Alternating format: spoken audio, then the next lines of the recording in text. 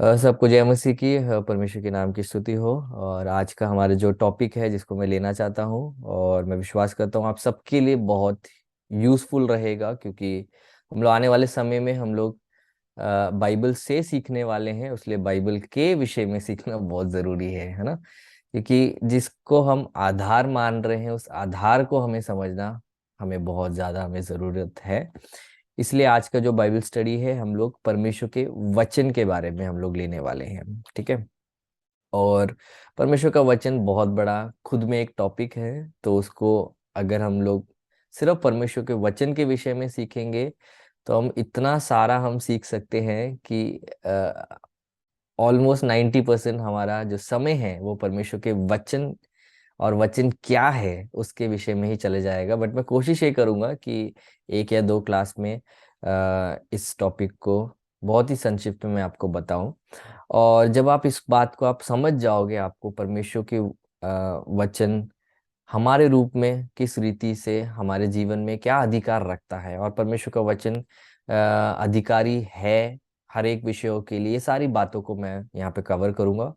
और मैं विश्वास करता हूँ आप सबके लिए और जो बाद में सुनने वाले हैं उन उन सब के लिए एक बड़ा आशीष का कारण बनेगा। तो हम लोग जब वचन कहते हैं, हम इस किताब को बोल रहे होते हैं, जो आपके पास भी है। तो इस किताब के दो दो भाग है। और पहला जो भाग है, उस भाग को हम लोग कहते हैं नया नियम। और जो उसका जो दूसरा भाग है, दूसरे भाग को हम कहते हैं पुराना नियम। तो हमारे लिए बहुत ज़रूरत है कि हम लोग इन बातों को हम समझे कि कैसे परमेश्वर का वचन दो भाग में हमें दिया गया है। और हमें दोनों भाग हमें इक्वली हमें समझने की बहुत ज़्यादा ज़रूरत है। ठीक है। तो जो उसका पुराना भाग है जिसको हम पुराना नियम कहते हैं, उसमें 39 बुक्स हैं, 39 किताबें हैं। और नया नियम जो कि मत्ती से शुरू होके प्रकाशित वाक्य में खत्म होता है, उसमें 27 किताबें हैं। तो आप बोल सकते हो कि परमेश्वर का वचन सिर्फ एक किताब नहीं, परंतु एक लाइब्रेरी है किताबों का, है ना, क्योंकि इसमें 66 किताबें इसके अंदर है। और इस 66 किताबों में परमेश्वर के विषय में, परमेश्वर के स्वभाव के विषय में, परमेश्वर का लोगों के साथ के संबंध के विषय में, परमेश्वर की आज्ञाओं के विषय में, परमेश्वर की क्या सोच है, इस सारे बड़े बड़े टॉपिक के विषय में लिखा गया है। और जब जितना हम लोग परमेश्वर का वचन सीखते हैं, हम सबसे पहले परमेश्वर कौन है उस विषय को हमें समझने को हमें मदद मिलती है। तो परमेश्वर का वचन जो कि हम दो भागों में हम देखते हैं, पहला हम देखते हैं उत्पत्ति किताब से लेके मलाकी तक हम लोग देखते हैं, उसको पुराना नियम कहते हैं। और मत्ती से लेकर प्रकाशित वाक्य तक जो भाग है उसको हम नया नियम कहते हैं। ठीक है। तो हमें ये बात हमें हमारे मन में इसको बिठा लेना है। क्यों मैं आपको ये बता रहा हूँ, ताकि आगे आगे जो बताने वाला हूँ उसमें आपको मदद मिले। तो पुराना नियम दो भाषाओं में लिखी गई है। ठीक है। अ, उन दो भाषाओं का नाम क्या है? एक तो है हिब्रू और एक है अरमाइक, या हिंदी में बोले तो इब्रानी और अरामिया भाषा। ठीक है। तो हिब्रू और अरामाइक भाषा में लिखी गई है, जो कि हम लोग देखते हैं पुराना नियम। ठीक है। और जो नया नियम है वो यूनानी भाषा में लिखी गई है, जिसको इंग्लिश में हम लोग ग्रीक कहते हैं। तो इन तीनों भाषाओं में परमेश्वर ने अपने वचन को अपने लोगों को ही नहीं, परंतु बाद में जो परमेश्वर में विश्वास करने वाले थे उन सब से अपने मैसेज को, अपने संदेश को पहुंचाया है। ठीक है। तो कौन सी तीन भाषाएं हैं? पुराना नियम है हिब्रू और और अरमाइक। ठीक है। और नया नियम यूनानी भाषा। तो ये मैंने क्यों बोला था अगेन, जैसे मैंने आपको बोला, हमको आगे जाके इस बातों में हमें और अच्छे से हमें समझ आएगा। ठीक है। तो परमेश्वर का वचन, या जिसको बाद में जाके बाइबल कहा गया, जो परमेश्वर का वचन है, ये लगभग 40 राइटर्स के द्वारा लिखा गया है। कितने लोग? लगभग 40। ठीक है। और इन लोगों ने तीन कॉन्टिनेंट्स में बैठकर ये परमेश्वर के वचनों को लिखा, ठीक है। तीन कॉन्टिनेंट्स, ठीक है। और ये तीन जो कॉन्टिनेंट्स हैं उसमें से ये कौन सी तीन कॉन्टिनेंट्स हैं? एशिया, ठीक है, और हम लोग देखते हैं अफ्रीका और यूरोप। इन तीन महाद्वीपों में लिखी गई है बाइबल, जिसको हम लोग परमेश्वर के वचन के रूप में जानते हैं, या परमेश्वर का वचन जिसको हम लोग बाइबल के रूप में हम लोग जानते हैं, ठीक है। तो ये एक ऐसी एक किताब है जो तीन महाद्वीप में लिखी गई है। ऑलमोस्ट 1400 साल के बीच में 40 लोगों के द्वारा लिखी गई है। और इतने अलग अलग प्रकार के लोगों ने इस किताब में अपने योगदान को दिया है, या परमेश्वर के आत्मा के द्वारा वो लोग प्रेरित होकर उन्होंने लिखा है। और इनके बैकग्राउंड्स अलग थे, इनका जो सोसाइटी में जो उनका लेवल था और उनका प्रोफेशन था, ये लोग जो कामकाज करते सब अलग था। परंतु इन 40 के 40 लोगों में एक जो जो एक करने वाली बात थी वो ये थी कि वो पवित्र आत्मा के द्वारा प्रेरित होकर उन्होंने परमेश्वर के वचनों के विषय में, या परमेश्वर के वचनों को उन्होंने लिखा, है ना। तो आप सोच के देखो, अगर आज मैं अगर आपको बोलूं, हम लोग यहाँ पे जितने लोग हैं उन सबको अगर मैं बोलूं कि आपके मन में जो भी आ रहा है उसको आप एक पन्ने में आप लिखिए, ठीक है। तो हम लोग यहाँ जितने लोग हैं, मैं आपको बताना चाहता हूँ, हम सबके मन में अभी जो आ रहा होगा वो सारी बातें जब हम लोग लिखेंगे वो अलग हो जाएंगी, है ना। क्योंकि हम लोग इतने सारे लोग हैं, हमारा अलग सोच है, हमारा अलग अलग विचारें हमारे हृदयों में से जाती है ना। तो अगर मैं आप सबसे बोलूंगा कि आप सबके से आपके मन में जो भी आ रहा है उसको उसको एक पेज में लिखिए, तो सबका वो अलग होगा, है ना। बट देखो यहाँ पे 40 लोग 1400 साल के टाइम पीरियड में उन्होंने तीन महाद्वीपों में उन्होंने लिखा, और इनका संदेश मैच हो गया, है ना। ये ये तभी हो सकता है जब इन 40 के 40 लोगों को एक कॉमन व्यक्ति ने बताया हो, है ना। तो आप सोच के देखो, यही सेम अगर मैं आज आपके साथ करूं कि मैं आप सबको एक पन्ने में आपके हृदय में जो आ रहा है उसको लिखने के लिए बोलकर, मैं अगर आपको अगर व्हाट्सएप करूं इस विषय में लिखना, है ना, सबको बोलूं अलग अलग विषय में अगर मैं बोलूं, तो आपके लिखने के बाद ज- जब मैं उसको पढ़ने के लिए बोलूंगा, वो सारे टॉपिक्स मैच कैसे होंगे? क्योंकि मैंने आपको बोला था ना, एक व्यक्ति ने बोला था। तो बाइबल में 40 लोग ने योगदान दिया है, उन्होंने लिखा है, परंतु उन सब का संदेश एक कैसे बन गया? क्योंकि एक ही व्यक्ति था जो उन्हें बता रहा था उन्हें लिखने के लिए, है ना। तो मैं विश्वास करता हूँ आपको समझ आया है कि परमेश्वर का वचन इतने हजारों सालों में लिखा गया, इतने सारे लोगों के द्वारा लिखा गया, तो भी उसका जो संदेश है वो एक ही है ना। अब मैं आपको मैंने बताया था ना कि तीन महाद्वीपों में लिखा गया, उसके विषय में मैं आपको बताना चाहता हूँ। ज्यादातर परमेश्वर का जो वचन लिखा गया है वो एशिया में लिखा गया है, ठीक है। एशिया महाद्वीप में ज्यादा से ज्यादा लिखा गया हुआ है। और जो यिर्मयाह की किताब है उसके कुछ भाग हम लोग देख सकते हैं कि मिस्र देश में लिखा गया है, मिस्र देश जो कि अफ्रीका में आता है, ठीक है।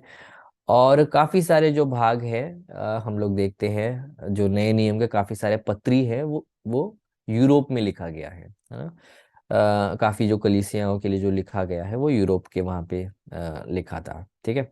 तो आप देख सकते हैं, तो तीनों महाद्वीप इसमें मौजूद है, ठीक है। अब हम लोग आगे जाएंगे।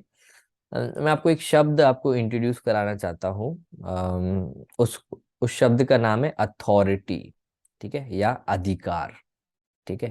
ये एक ऐसा एक शब्द है हम लोग हमेशा सुनते हैं, बट इसका मतलब हमें काफी बार हमें पता नहीं होता है, ठीक है। तो तो ये मैं बाइबल के आधार पे मैं आपको समझाना चाहता हूँ कि परमेश्वर का वचन का अधिकार क्या है। ऐसा एक सवाल अगर आपके मन में कभी आया है कि हमें क्यों क्यों हमें बाइबल से हमें बोला जाता है, देखो बाइबल में ऐसे लिखा गया है ना। हर एक विश्वासी को बताया जाता है, देखो बाइबल में यहाँ पे ऐसा लिखा है, इसलिए आपको ऐसा करना चाहिए, है ना। या बाइबल में ऐसा लिखा है इसलिए आपको ऐसा नहीं करना चाहिए। तो हमारे हृदय में कभी ना कभी ऐसा एक सवाल आएगा कि कि हर चीज हम लोग परमेश्वर के वचन से हम लोग क्यों उसको देखना चाहते हैं, या हम लोग परमेश्वर के वचन में हम क्यों ढूंढना चाहते हैं ना, या परमेश्वर का वचन का क्या ऐसा अधिकार है कि मुझे बताया जाता है कि मुझे परमेश्वर के वचन से देखना है ना। तो मैं बताना चाहता हूँ, किसी भी किताब जो भी लिखी जाती है, उसका जो अधिकार है वो उस व्यक्ति के द्वारा आता है जिसने लिखा है। ठीक है, मैं विश्वास करता हूँ आपको समझ आ रहा है। मैं बहुत सिंपल तरीके से बता रहा हूँ ताकि आपको समझ आए। ठीक है, तो जो अथॉरिटी या जो अधिकार है, वो शब्द आया है, ऑथर से आया है। ठीक है, ऑथर से हमको उस शब्द से मिला है अथॉरिटी। ठीक है, तो किसी भी काम का जो अधिकार है वो उस व्यक्ति के द्वारा आता है जिसने उसको लिखा है ना। तो अगर ये कथन सही है, तो परमेश्वर के वचन का अधिकार कहाँ से आता है? परमेश्वर की ओर से आता है ना। कि क्यों परमेश्वर का वचन हर एक चीजों में सबसे श्रेष्ठ माना जाता है, और हम सबको परमेश्वर के वचन की ओर देखने के लिए हमेशा हमको चिताते हैं, हमको मदद करते हैं, हमको शिक्षाएं देते हैं। क्यों? क्योंकि परमेश्वर के वचन का अधिकार स्वयं परमेश्वर से आता है ना।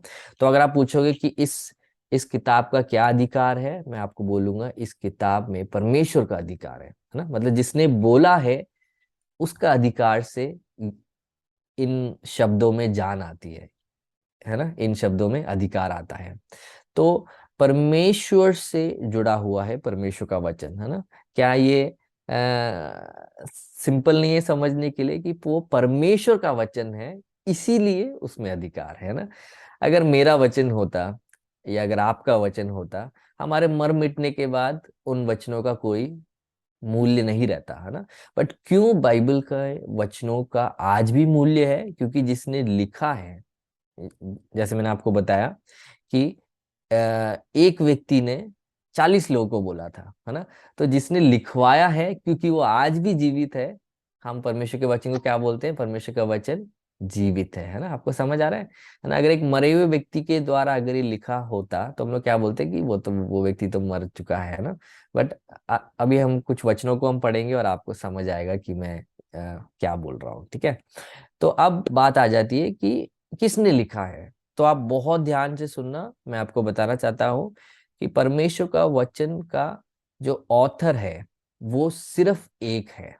ठीक है, राइटर्स अलग अलग है। ठीक है, मैं विश्वास करता हूँ आपको समझ आया कि परमेश्वर का वचन जिसने बोला या जिसने बता के दिया वो एक है, लिखने वाले अलग थे, है ना।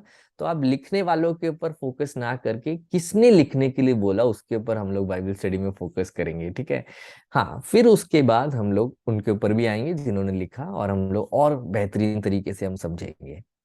ठीक है, तो किसने लिखा है परमेश्वर का वचन?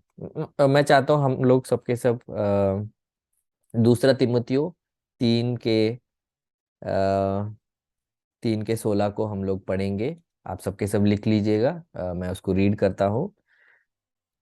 दूसरा तिमुथियो 3 का 16, उसमें ऐसे लिखा है, हर एक पवित्र शास्त्र परमेश्वर की प्रेरणा से रचा गया है और उपदेश और समझाने और सुधारने और धर्म की शिक्षा के लिए लाभदायक है। तो यहाँ पे बाइबल खुद हमें बता रहा है कि उसका ऑथर कौन है या उसका लेखक कौन है ना।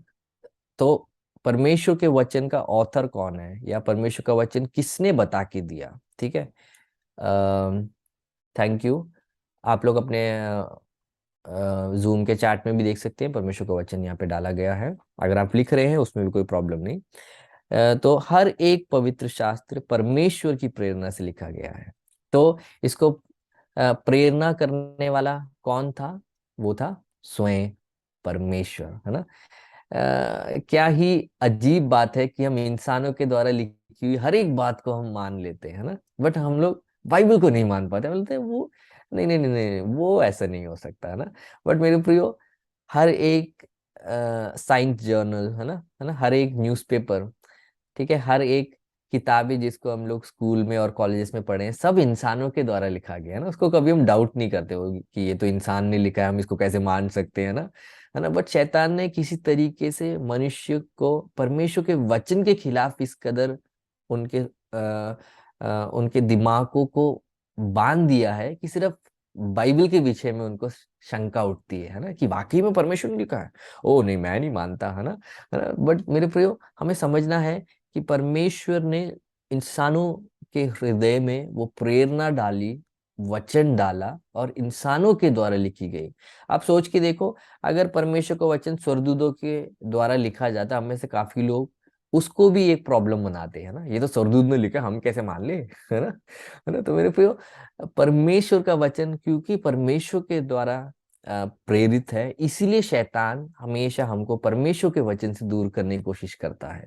तो हमें क्या करना है, हमें क्या समझना है, जैसे आज हमने रीड किया, हर एक पवित्र शास्त्र परमेश्वर की प्रेरणा से रचा गया है। इसका क्या मतलब है, हर एक पवित्र शास्त्र, इसका मतलब है उत्पत्ति की किताब पहला अध्याय पहला वचन से लेकर, ठीक है, आखिरी अध्याय आखिरी वचन तक परमेश्वर की प्रेरणा से लिखा गया है। ठीक है, कोई परमेश्वर के वचन का भाग ज्यादा अभिषेक से भरा हुआ और कोई कम अभिषेक से भरा हुआ ऐसा नहीं है, सब परमेश्वर की प्रेरणा से लिखा गया है। आत्मिक युद्ध में एक बहुत इंपॉर्टेंट एक बात है जो अभी मैंने आपको बताया, कि परमेश्वर के वचन क्योंकि परमेश्वर के द्वारा लिखा गया है संपूर्ण पवित्र शास्त्र, इसलिए हमारे लिए बहुत जरूरी है कि हम संपूर्ण पवित्र शास्त्र को हम लोग पढ़ें। इस समय मैं आपसे अनुरोध करूंगा, आप में से कोई भी अपने आप को अनम्यूट ना करे, बट चैट में हो सके तो लिखे, आप में से कितने लोगों ने परमेश्वर के वचन को उत्पत्ति एक के पहले अध्याय के पहले आयत से लेकर प्रकाशित वाक्य के आखिरी अध्याय के आखिरी वचन तक एक बार पढ़ा है? एटलीस्ट एक बार आप में से कितने लोग हैं, मुझे चैट में बस बता दीजिएगा, अपने आप को अनम्यूट ना करिए, ठीक है। एक बार आप में से किसी ने एटलीस्ट परमेश्वर के वचन को पूरा पढ़ा है या नहीं, आप मुझे एक बार बताइए। हम्म उत्पत्ति किताब पहला अध्याय से लेकर प्रकाशित वाक्य के आखिरी अध्याय तक। मैं कुछ कुछ किताबें, क्योंकि मैं हिंदी में अभी ऑलमोस्ट एक साल से मैं प्रचार नहीं कर रहा हूँ, तो काफी वर्ड्स का इधर उधर हो रहा है, तो मैं फिर से रिपीट करता हूँ। उत्पत्ति किताब पहला अध्याय से लेकर प्रकाशित वाक्य आखिरी अध्याय तक, ठीक है। तो आप सोच के देखो, हमारा पूरा विश्वास बाइबल के ऊपर है ना। हमारा पूरा भरोसा बाइबल में परमेश्वर के विषय में जो लिखा है उसके बारे में। बट आप सोच के देखो, आ, कुछ लोग रिप्लाई कर रहे हैं अपने अच्छे मन में, आप में से काफी लोग रिप्लाई नहीं कर रहे हो, मैं नहीं बोल रहा आपके मन बुरे हैं, बट आप उस चीज को आप अभी समझ रहे हो, हाँ मैं तो विश्वासी हूँ, बट मैंने मेरे विश्वास के आधार को अभी तक शुरुआत से अंत तक नहीं पढ़ा, है ना। तो बाइबल पढ़ने के कुछ कुछ मैं गलत तरीके आपको बताता हूँ, ताकि आप सही तरीका समझ पाओ, है ना। कुछ कुछ लोग परमेश्वर का वचन कैसे पढ़ते हैं, बाइबल को ऐसे ऐसे पकड़ते हैं, ऐसे पकड़ के खोलते हैं, देखो यहाँ देखो, यहाँ पकड़ के खोलते हैं, जो भी मिलता है बोलते हैं ये परमेश्वर ने बोला है मुझसे, है ना। हाँ, और पता नहीं क्यों परमेश्वर का वचन हमेशा भजन संहिता में ही खुलता है, ठीक है। मुझे आज तक नहीं समझ आया, काफी लोगों के लिए परमेश्वर का वचन भजन संहिता में ही खुलता है। ऐसा क्यों है, क्योंकि हमने भजन संहिता ही हम लोग पढ़ रहे होते हैं, है ना। मैंने ऐसी एक कहानी सुनी थी एक बार, एक व्यक्ति ने प्रचार के बीच में बोला, चलो हम लोग अब बोलेंगे कितने हर एक व्यक्ति परमेश्वर के वचन में से एक वचन जो उसको याद है वो बोलेगा, ठीक है। तो अफरा तफरी मच जाती है, और सब लोग ऐसे सोचने लग जाते हैं कि मैं कौन सा बोलूं कौन सा बोलूं। तो पहला व्यक्ति जो उठता है वो बोलता है, यहोवा मेरा चरवाहा है, मुझे कोई घटी नहीं होगी। उसके ये बोलते ही पूरे कलीसिया में लोग घबरा जाते हैं, क्योंकि उनको वही आता था, बोलते अब हम क्या बोलेंगे, है ना।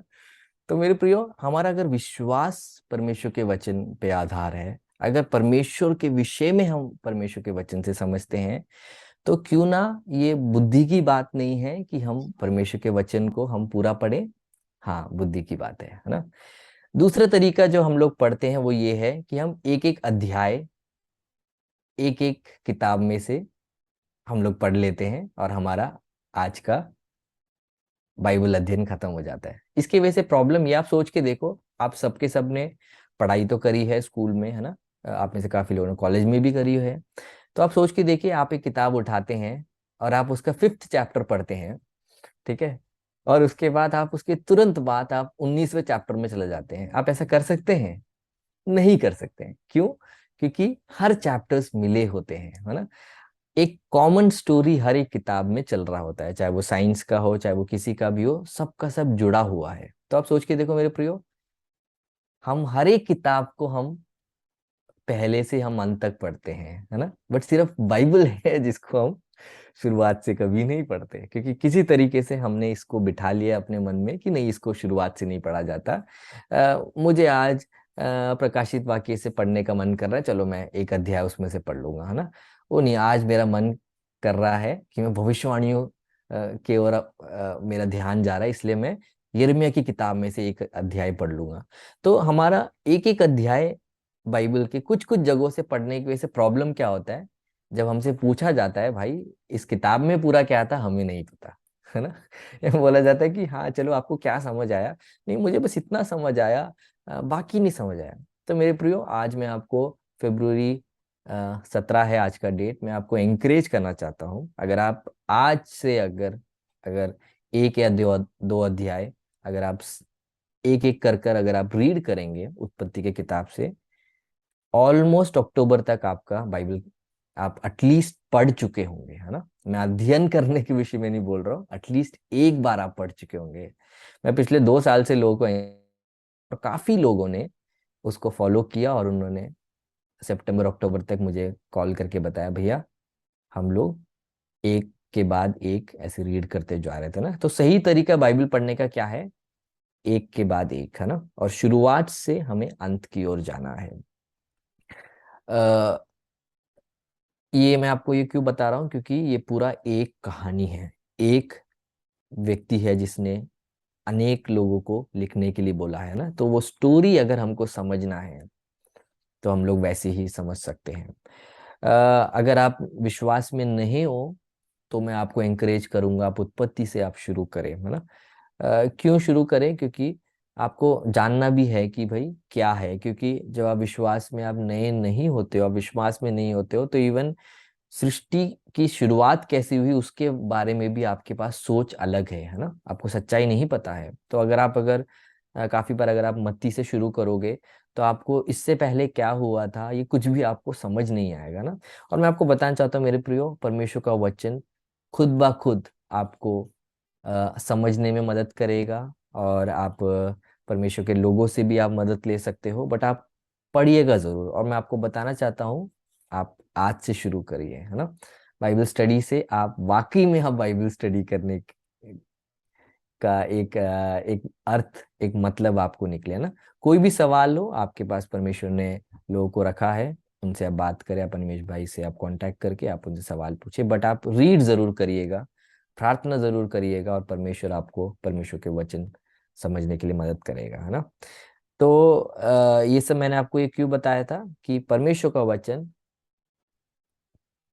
परमेश्वर के प्रेरणा से लिखा गया है। और देखो उसमें क्या लिखा है, 2 तिमुथियुस 3:16, हर एक पवित्र शास्त्र परमेश्वर की प्रेरणा से रचा गया है और उपदेश और समझाने और सुधारने और धर्म की शिक्षा के लिए लाभदायक है ना। तो यहाँ पे क्या क्या है आप देख सकते हैं। पहला, परमेश्वर के वचन से हम क्या कर सकते हैं, हम उपदेश दे सकते हैं, है ना।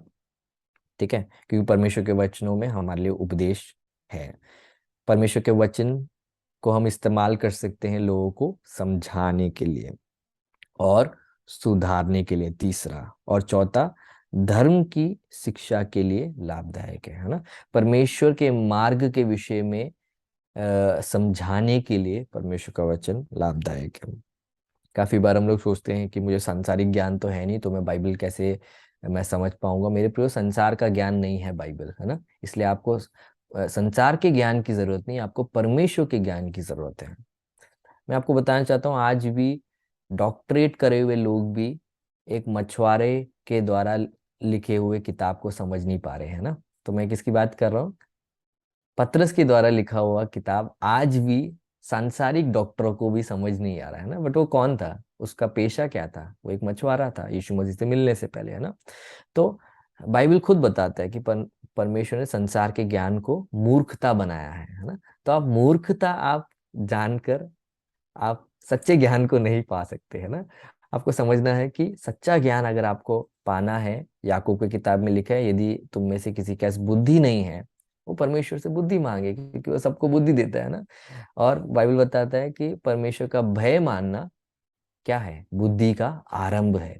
तो आप अपने ही नजरों में बुद्धिमान ना बने, बट परमेश्वर के भय आपके अंदर आने से आपको परमेश्वर का वचन के द्वारा आपको बुद्धि और ज्ञान मिलेगा, ठीक है। हाँ, तो इंग्लिश में एक बहुत एक अच्छी चीज उस वचन में लिखा हुआ है, ठीक है। वो हिंदी में नहीं है। हिंदी में लिखा है कि प्रेरणा से लिखा गया है ना। बट इंग्लिश के कुछ वर्जन में ऐसा लिखा है कि वो परमेश्वर के द्वारा फूका गया है, ठीक है। मतलब जान डाली गई है बाइबल में, है ना। इट इज ब्रेथ्ड बाय गॉड, है ना। परमेश्वर के श्वास के द्वारा परमेश्वर के वचनों में जीवन आया है ना। तो जैसे हम देखते हैं आदम को परमेश्वर ने बनाया, उत्पत्ति के किताब में हम लोग पढ़ते हैं, आदम जो कि पहला मनुष्य था, उसको परमेश्वर ने बनाया और उसमें अपनी जान फूकी, है ना, अपने जान को उसमें उंडेला। वैसे ही परमेश्वर के वचनों के अंदर परमेश्वर ने अपने जान को डाला है ना। तो इसलिए जब हम लोग बाइबल पढ़ते हैं हमारे मन में अचानक से खुशी मिलती है ना। अगर हम शांति नहीं है हमारे जीवन में, हमको शांति मिलती है। अगर हमको समझ नहीं है तो हमें समझ मिलता है। अगर हमें बुद्धि नहीं है तो आप हमें बुद्धि दिया जाता है ना। तो परमेश्वर का वचन है जो हमें ज्ञानी बनाता है। तो मैं आपको बताना चाहता हूँ कि जैसे हमने देखा कि किसका अधिकार है परमेश्वर के वचन के पीछे? परमेश्वर का, है ना। तो जब हम परमेश्वर के वचन को हम डाउट करते हैं, है ना। देखो, शंका करना गलत बात नहीं है, बट जब आप लोग उसको क्वेश्चन करते हैं, ऐसा कैसे हो सकता है ना। तो क्या है, आप किसके अधिकार के खिलाफ आ रहे हैं? खुदा के अधिकार के खिलाफ आ रहे हैं ना। आप डाउट करिए, पूछिए, है ना। बट जब आप परमेश्वर के वचन के खिलाफ जब आप बोलते हैं, आप किसके खिलाफ बोल रहे हैं? आप किसी इंसान के खिलाफ नहीं, बट जो उसका लेखक है ना, या जो जिसकी प्रेरणा से लिखा गया है, उसके खिलाफ आप आ जाते हैं ना। तो इसीलिए आपको समझने की जरूरत है। जैसे आज हमने सीखा बाइबल किसके द्वारा रचाया गया है? वो है साक्षात परमेश्वर के द्वारा, है ना। किसके द्वारा लिखा गया है? इंसानों के द्वारा लिखा गया है ना। तो रचना और लिखा जाना, उसमें दोनों में बहुत फर्क है। आप इस बात को समझते हैं क्योंकि ये साधारण हिंदी है, इसमें मुझे कोई अलग से समझाने की आपको जरूरत नहीं है, मैं विश्वास करता हूँ, ठीक है। अब हम लोग आगे चलते हैं। तो परमेश्वर के वचन को जब हम देखते हैं, वो परमेश्वर के अधिकार को रिप्रेजेंट करता है ना। मैं विश्वास करता हूँ आपको समझ आया। परमेश्वर का वचन इज इक्वल टू परमेश्वर का अधिकार। हमारा परमेश्वर हाथों से लड़ता नहीं है। आपने कभी नोटिस करा बाइबल में? परमेश्वर हाथों से लड़ते हुए कभी भी नहीं देखा, है ना। वो अपने मुंह से एक शब्द बोल देता है ना। मतलब परमेश्वर जो बोल देता है वैसा हो जाता है ना। है ना। परमेश्वर को भाले की जरूरत नहीं है, परमेश्वर को तलवार की जरूरत नहीं है ना। बाइबल बताते हैं उनके उनके जो शब्द है खुद दो धारी तलवार है ना, जो कि परमेश्वर के वचन को रिप्रेजेंट किया जाता है ना। अंत के समय में यीशु मसीह जब शैतान को हराएगा, तो उसमें भी क्या उसमें भी प्रकाशित वाक्य में क्या जिक्र है कि वो अपने मुंह से निकलने वाले दो धारी तलवार से अपने शत्रुओं का नाश कर देगा ना। तो देखो, हमारे परमेश्वर इतना सामर्थ्य है, उनको लड़ने की तक जरूरत नहीं है हाथों से, है ना। उनके मुंह से निकला वो शब्द काफी है ना। तो परमेश्वर का शब्द कितना अधिकारी है, मैं आपको वो बता के जस्ट आगे जाना चाहता हूँ एक ही शब्द में, कि परमेश्वर के वचन में इतना अधिकार है कि ये सृष्टि पूरा उनके वचनों के द्वारा बना है ना। तो इतना पावरफुल है परमेश्वर का वचन, है ना। तो परमेश्वर के वचन को इसलिए आप पढ़िए, मनन करिए, आप इसको समझिए, ठीक है। अब परमेश्वर के वचन से एक और काम जो होता है उसको भी मैं आपको बताना चाहता हूँ। दूसरा तिमुथियो 3 का 16 हमने रीड किया था, अब हम लोग 17 भी रीड करेंगे कि परमेश्वर के वचन से एक परमेश्वर के एक जन के अंदर क्या बदलावट आते हैं। उसमें लिखा हुआ है, ताकि परमेश्वर का जन सिद्ध बने और हर एक भले कामों के लिए तैयार हो जाए, है ना। तो परमेश्वर का वचन जब हमें उपदेश देता है, हमें समझाता है, हमें सुधारता है और धर्म की शिक्षा हमें देता है, इस सब से हमारे जीवन में क्या होता है, हम लोग सिद्ध बन जाते हैं, है ना। हम सिद्धि प्राप्त कर लेते हैं, मैं उसकी बात नहीं कर रहा हूँ। सिद्ध, हम लोग परमेश्वर में सिद्ध बन जाते हैं, परमेश्वर की आज्ञाओं में हम लोग सिद्ध बन जाते हैं। और ये सिद्ध बनने से क्या होना चाहिए मेरे प्रियो, हम अहंकारी बन जाते हैं, ये नहीं बाइबल बताता है। बाइबल बताता है जब हम सिद्ध बन जाते हैं हमें क्या, हमारे जीवन में उसका फर्क क्या पड़ता है, हम हर एक भले कामों के लिए तैयार हो जाते हैं, है ना। तो हमारे अंदर से भले काम निकलते हैं, है ना। हर एक भलाई करने के लिए परमेश्वर का जन तात्पर्य हो जाता है ना। आज भले काम परमेश्वर के साथ के रिश्ते में क्यों नहीं निकलते हैं हमारे जीवन में, क्योंकि परमेश्वर के वचन का उपदेश, परमेश्वर के वचन का सुधार, परमेश्वर के वचन का शिक्षा हमारे जीवन में नहीं है। इसीलिए हमारे जीवन में हम सिद्ध नहीं हो पा रहे हैं, हम मसीह में परिपक्व नहीं हो पा रहे हैं। हम काफी बार हम उन लोगों की तरह हम बिहेव करते हैं जो यीशु को जानते तक नहीं है ना। तो इसको अगर आपको बदलना है आपके जीवन में, परमेश्वर के वचन की शिक्षा, परमेश्वर के वचन की ताड़ना, परमेश्वर के वचन का समझाया जाना, उसका उपदेश, ये सब कुछ जरूरत है ताकि हमारे जीवन में सिद्धता, हम लोग यीशु में हम लोग सिद्ध हो जाए, यीशु में हम लोग परिपक्व हो जाए, है ना। जैसे जब बच्चा पैदा होता है, वो बच्चा बिल्कुल ही असहाय अवस्था में होता है ना, बहुत वीक होता है, उसलिए उसको प्रोटेक्ट करके रखते हैं, है ना। उसको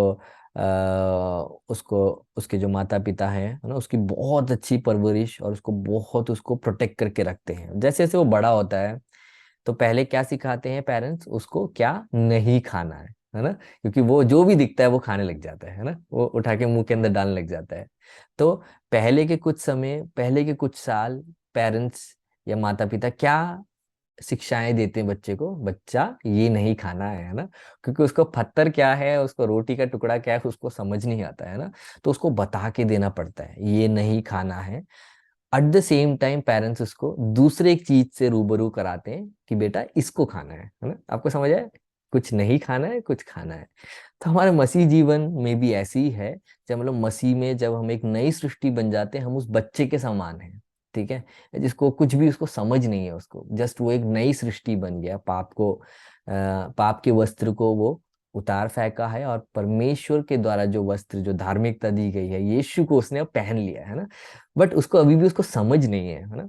तो इसलिए जो बाइबल से उसको अनुशासन में चलने के लिए उसको शिक्षाएं दी जाती है ना, जो परमेश्वर के लोग हैं वो उनको बताते हैं भाई तुम्हें ये करना है, ये नहीं करना है ना, बाइबल पढ़ो, है ना। तो जैसे एक बच्चा दूध में निर्भर होता है, वैसे ही एक मसीही व्यक्ति दूध में परमेश्वर के वचन जो कि मिलावट नहीं है उस दूध में, वो उसको निर्भर उसको रहना चाहिए, है ना। तो क्या बाद में वो दूध पीना छोड़ देता है? नहीं, वो उसके बाद और गहरी बातों में जाता है ना। जैसे बच्चा है ना, शुरुआत में दूध में ही निर्भर होता है, बाद में वो बाकी अन्य आहारों को वो खाने लग जाता है ना। अगर आप स्टार्टिंग में ही, अगर एक बच्चे को अगर आप एक मीट का या अगर एक पनीर का वो दे दो, है ना, उसका वो पाचन क्रिया सह नहीं पाएगा और शायद उसको दिक्कत हो सकती है ना, शायद वो क्या उसको सांस लेने में दिक्कत हो सकती है, शायद अटक सकता है यहाँ पे, क्योंकि अभी तक वो उतना बड़ा नहीं है ना। आपको समझ आ रहा है? ऐसे ही परमेश्वर का वचन, हम लोग जब उसको हम उसको समझते हैं, हमारे जीवन में बढ़ोतरी होती है। एट द सेम टाइम परमेश्वर का वचन जब हम पढ़ते हैं हमें समझ आता है कि क्या हमारे लिए है अब, क्या हमारे लिए नहीं है ना। तो उन शिक्षकों के लिए धन्यवाद परमेश्वर का, जो आज भी लोगों को आगाह करते हैं और उनको बताते हैं ये तुम्हारे लिए है या नहीं है, और उनको एंकरेज करते हैं भाई तुम बाइबल जाके पढ़ो, देखो बाइबल में लिखा गया है ना। क्यों हम ये नहीं कर सकते, वो भी लिखा गया है, और क्यों हमें वो करना है वो भी लिखा गया है ना। तो बाइबल संपूर्ण पवित्र शास्त्र परमेश्वर की प्रेरणा से लिखा गया है, इसलिए मैंने आपको उसमें फोकस करके बताया। ठीक है, अब परमेश्वर का वचन हमें पढ़ना ही इम्पोर्टेंट नहीं है, बट एक और चीज इम्पोर्टेंट है, उसको मैं आपको अभी समझाता हूँ।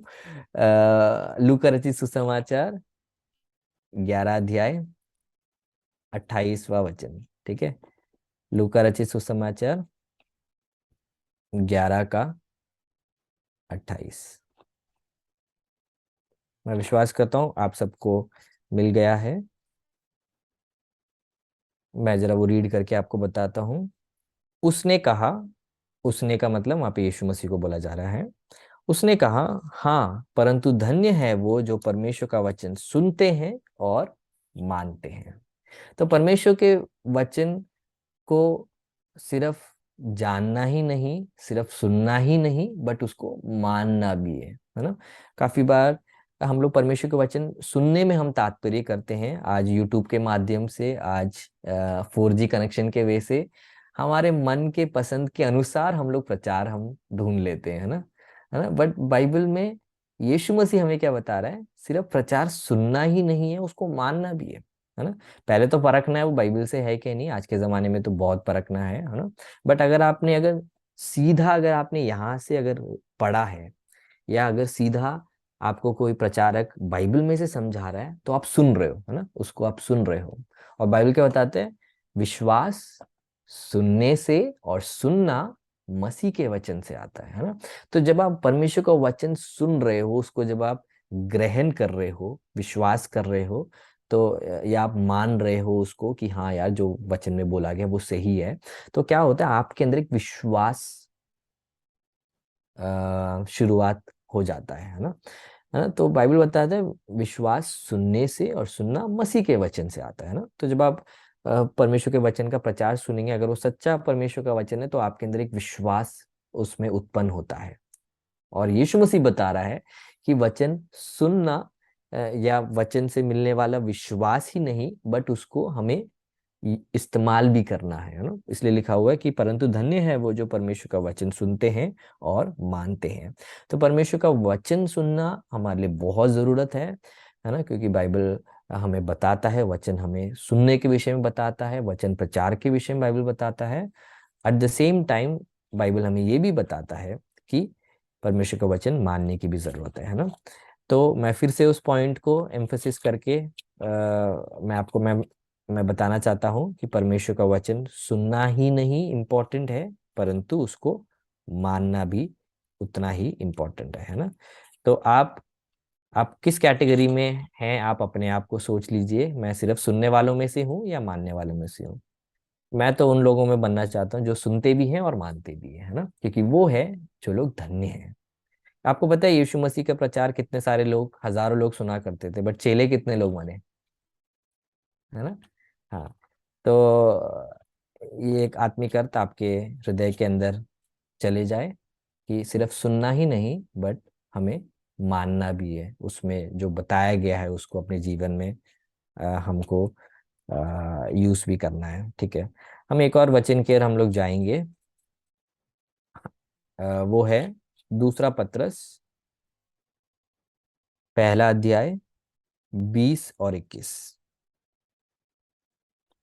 दूसरा पत्रस पहला अध्याय 20 और 21, उसमें ऐसे लिखा है, पर पहले ये जान लो कि पवित्र शास्त्र की कोई भी भविष्यवाणी किसी के अपने ही विचारधारा के आधार पर पूर्ण नहीं होते, क्योंकि कोई भी भविष्यवाणी मनुष्य की इच्छा से कभी नहीं हुई, पर भक्तजन पवित्र आत्मा के द्वारा उभारे जाकर परमेश्वर की ओर से बोलते थे।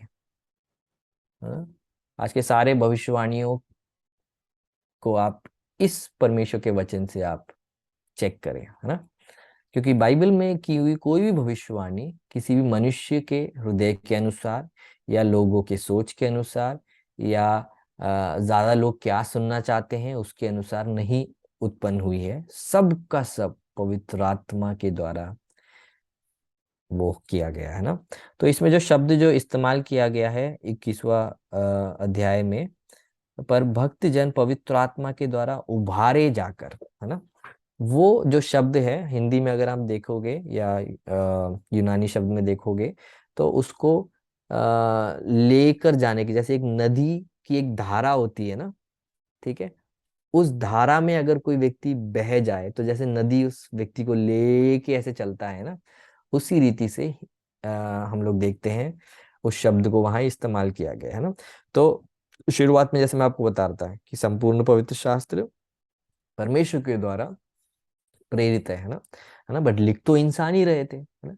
तो इंसान परमेश्वर के चीजों को, परमेश्वर के विषय में कैसे लिख पाए, क्योंकि पवित्र आत्मा के द्वारा वो चलाए जा रहे थे, है ना। जैसे एक नदी में अगर आप उतर जाओ तो आप फिर एक नदी की एक धारा है ना, अगर वो इधर की ओर बह रही है आप इधर की ओर ही जा पाओगे, है ना, अनलेस एंड अनटिल आप इतना ज्यादा हाथ पांव मार के आप उसके विपरीत जाना चाहते हो, वो अलग बात है ना। बट एक धारा है ना, सेम पवित्र आत्मा की एक धारा के अनुसार सारे लोग परमेश्वर के वचनों को लिख पाए, परमेश्वर से सुनकर वो लोग लिख पाए।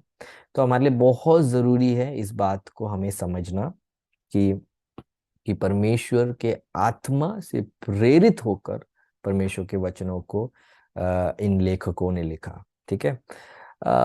तो स्टिल अभी आप में से अभी भी काफी लोगों के मन में होगा, भैया जी तब भी इंसानों ने ही तो लिखा है ना, कुछ तो कमी आ गई होगी उनके अंदर, है ना। तो मेरे प्रियो, मैं आपको उसके लिए भी मैं आपके डाउट को क्लियर करना चाहता हूँ। हम लोग आते हैं भजन संहिता 12 अध्याय 6वां वचन। भजन संहिता 12 अध्याय 6वां वचन, ठीक है, उसको हम लोग रीड करेंगे। परमेश्वर का वचन पवित्र है, उस चांदी के समान जो जो भट्टी में मिट्टी पर ताई गई और 7 बार निर्मल की गई हो। ठीक है, इस वचन को आप आज याद कर लेना, ठीक है। हर एक शंकाएं जो हमें परमेश्वर के वचन के विपरीत में शैतान लेके आता है, इस वचन को आप याद कर लीजिए। ये वचन हमको क्या बताता है कि परमेश्वर का वचन पवित्र है ना। पहले इसको आप अपने मन में जाने दीजिए इस बाइबल स्टडी में। एकमात्र चीज जो आपको पवित्र रख सकता है इस दुनिया में, इस अपवित्र मैले गंदे पाप से लथपथ दुनिया में, एक बात जो आपको पवित्र रख सकता है वो परमेश्वर का वचन है ना। और हम लोग वो ही नहीं पढ़ते हैं, है ना। थोड़ा बुरा नहीं लग रहा कि जो एकमात्र चीज हमको पवित्र रख सकता है हम उसी से दूर रहते हैं। फिर उसके बाद हम लोग रोते हैं कि ये तो अंत का समय है मेरे भाई, इसलिए मैं पाप में गिर गया, है ना। नहीं, परमेश्वर का वचन पवित्र है, ठीक है।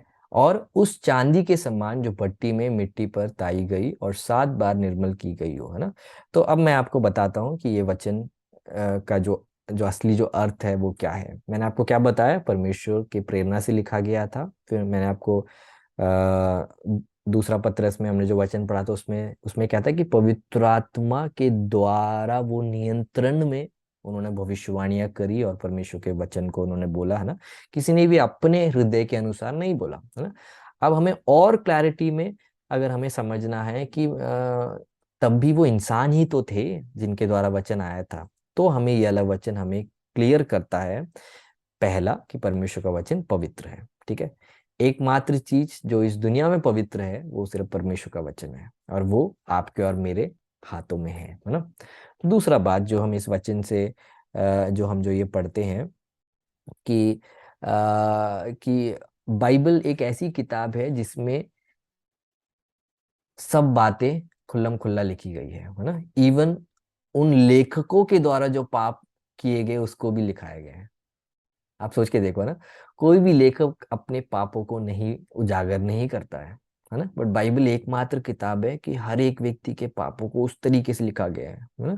किसी ने भी अपने अधर्मों को छुपाया नहीं है, क्योंकि उनको पता था, परमेश्वर का वचन जैसे बताता है कि अपने अधर्मों को छुपाने वालों के साथ शुभ नहीं होगा, है ना। बट जो अंगीकार कर कर पश्चाताप करता है उसको करुणा दी जाती है ना।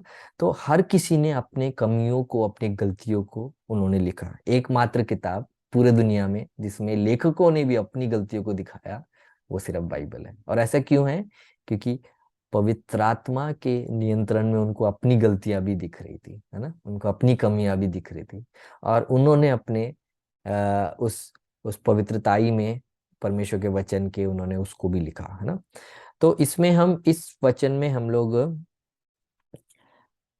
तीन चीज हम लोग देख सकते हैं, ठीक है। इस भजन संहिता 12 के 6 में हम तीन बातों को देखते हैं, ठीक है। पहला है वो इसमें क्या लिखा हुआ है, भट्टी,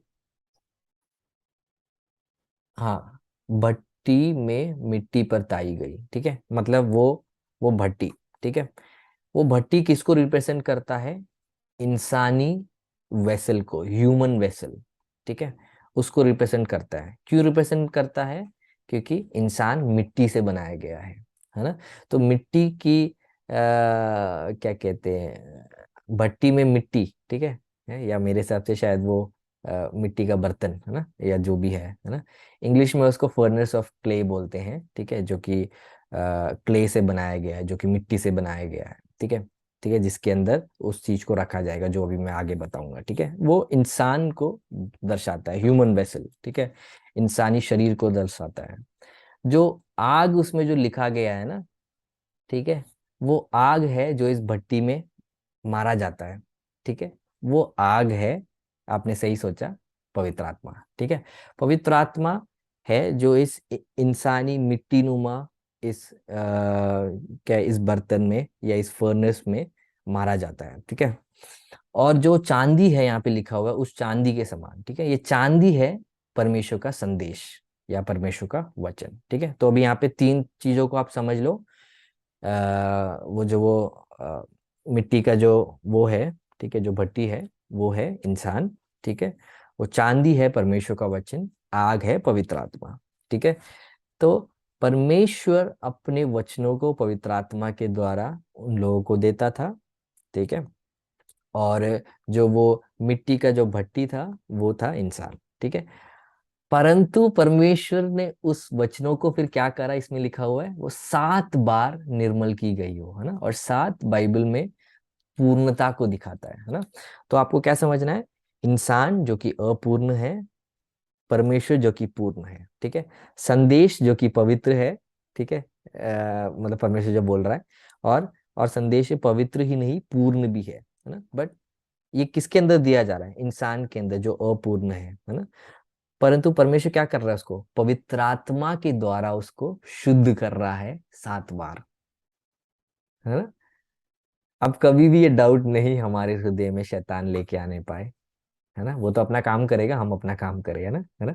शैतान एकमात्र क्या कहते हैं, बेशरम व्यक्ति है जो जिसको पता है वो हारने वाला है, और हर बार हमारे जीवन में आके हारता है वो, है ना। अगर हम वचनों में चलते हैं हर बार उसकी बेइज्जती होती है। अगर आप वचनों में नहीं चलते हैं, आप उसके साथ हाथ मिला मिला के चल रहे हो, उसकी बेइज्जती नहीं है, वो तो खुश हो रहा होगा, है ना। बट अगर आप वचनों में चलते हैं, अगर आप शैतान का विरोध करते हैं परमेश्वर के वचन के अनुसार, तो क्या है, उसकी बेइज्जती हो रही है ना, है ना, उसको शर्मिंदा होना पड़ रहा है। तो हम यहाँ पे क्या देखते हैं, इंसानी भट्टी, ठीक है, सिल्वर, ठीक है, चांदी जो कि परमेश्वर के संदेश को दर्शाता है, और आग जो पवित्र आत्मा को दर्शाता है। और यही नहीं, बाइबल बताता है उस संदेश को या उस चांदी को 7 बार उसको तपाने जितना, उसको शुद्ध करने जैसा है। इसलिए जो वचन इंसानों के द्वारा परमेश्वर का जो आया, वो उसमें कोई कलंक नहीं आया, है, उसमें कोई कमी नहीं आई। इंसानों में कमी थी, है ना, बट वचन में कभी कमी इसलिए हम लोग नहीं देखते। इसलिए वचन, बाइबल बताता है, हे परमेश्वर तेरा वचन तो स्वर्ग में स्थिर है ना, है ना। भजन संहिता 119 में हम लोग देखते हैं, है ना। भजन संहिता 119 बाइबल का क्या क्या सबसे बड़ा, है ना, चैप्टर में से एक है। तो हम लोग वहाँ पे क्या देखते, मेरे हिसाब से शायद एक और चैप्टर है, हाँ, बट भजन संहिता में सबसे ऊपर है, सबसे बड़ा है। तो वहां पे हम देख सकते हैं कि परमेश्वर के वचन के बारे में लेखक लिखते लिखते लिखते लिखते लिखते वो लिखता ही रह गया वो, है ना, सबसे बड़ा हो गया। और उसमें सब वो क्या लिख रहा है, परमेश्वर तेरे वचन ऐसे हैं, परमेश्वर तेरे वचन ऐसे हैं, है ना, हजारों सोने और चांदी के सिक्कों से मूल्य है ना।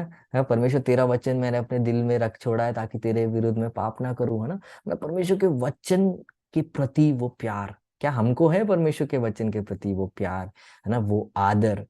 अगर नहीं है तो आज के बाइबल स्टडी में परमेश्वर अपने अपने वचन के प्रचार और शिक्षा के द्वारा आपको आज यही बोध दिला रहा है कि परमेश्वर के वचन के लिए एक गहरा एक प्यार आपके और मेरे जीवन में आने पाए। ठीक है।